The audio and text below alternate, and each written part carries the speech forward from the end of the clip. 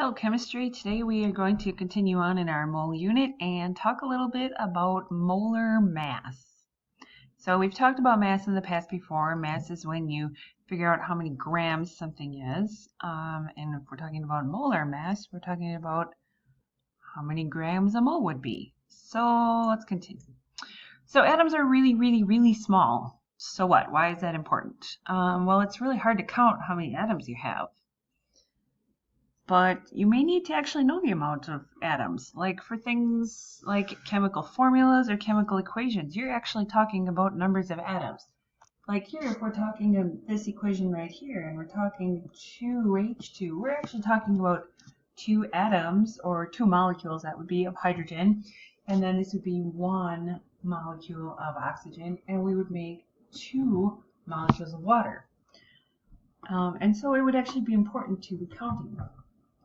So what's the solution to this all? The solution, of course, is the mole. And no, we're not talking about this mole. And we're not talking about the mole, the animal, either. Okay? What we're talking about is the mole in chemistry. It's a counting unit. Much like a dozen is a counting unit. All right? You can count donuts by the dozen. You can count atoms and molecules using the counting unit of the mole. And the mole, of course, is 6.02 times 10 to the 23rd, which is Avogadro's number. And when we're talking 6.02 times 10 to the 23rd, an important number, we'll say a lot, we're talking about how many particles there are in one mole. Of course, you're wondering, where did this come from, right? Avogadro's number is named after the scientist Amedeo Avogadro. He was someone who studied gases, and he came up with a suggestion that equal volumes of gases have the same number of particles, which he was correct about. It is called Avogadro's law. And from that idea, they came up with Avogadro's number, which they named after him in honor of his work. And here's a picture of Avogadro for your interest. So when we're talking about moles, we might want to answer the question, how big really is a mole? So here's a couple of comparisons. If you had a computer that could count items at the rate of 1 million items per second, it would take that computer 19 billion years to count all the way up to 1 mole, which of course is 6.02 times 10 to the 23rd. Or if you thought about every person on the earth spending money and we gave everyone $1 million to spend every second, and that's 24 hours a day, it would take them 300 years to spend 1 mole of dollars. Crazy. Obviously, there's not even a mole of money on the earth. All right, so let's take this back to the world of chemistry. So if we're talking about molar mass, that would be the mass of 1 mole of an object or of a substance. And if we're talking mass, of course, we are talking about grams.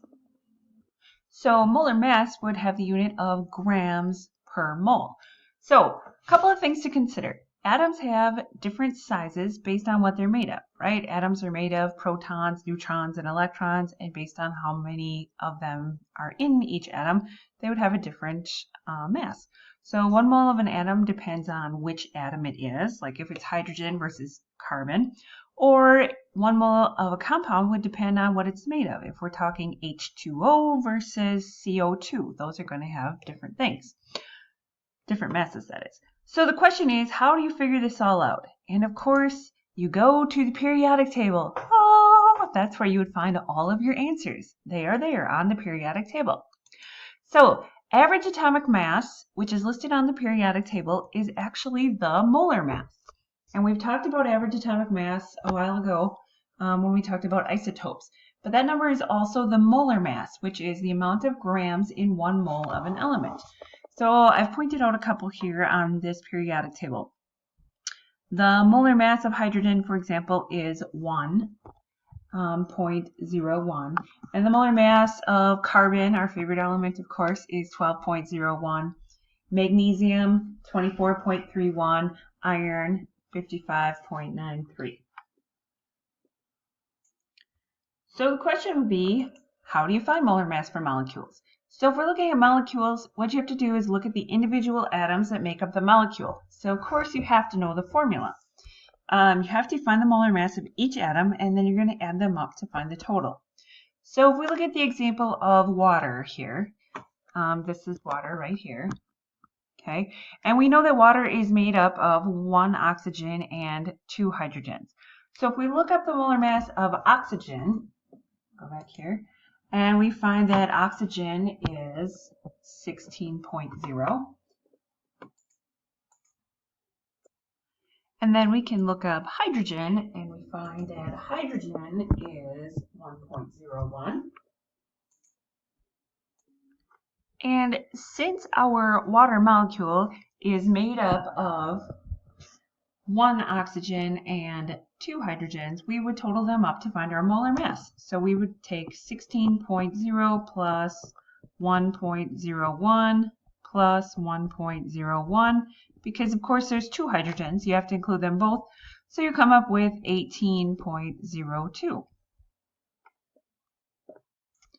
And of course with our 18.02, all numbers should have units on them, so we want to label that correctly, and that would be 18.02 grams for every 1 mole. Okay, so let's just look at another example. We want to find the molar mass of calcium chloride.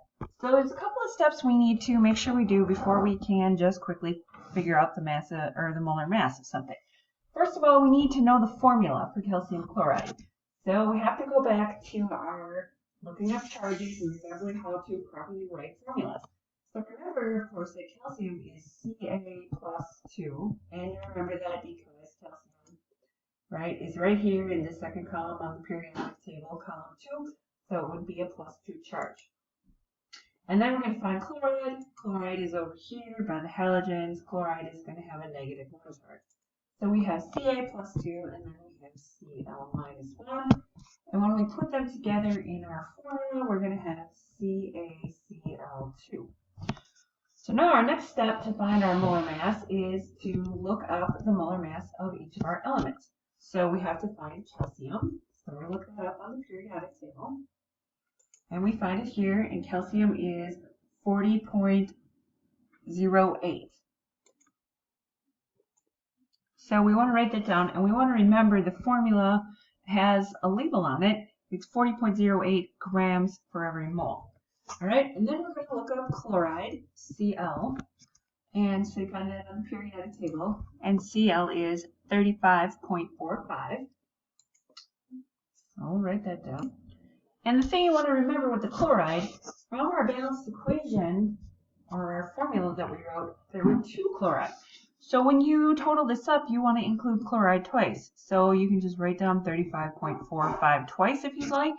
And then you're going to total up all of your molar masses. So calcium is 40, chloride's 35.45, and there's 2 of them, so it's 2 35.45s. So you total that up. And you come up with a total molar mass of 110.98.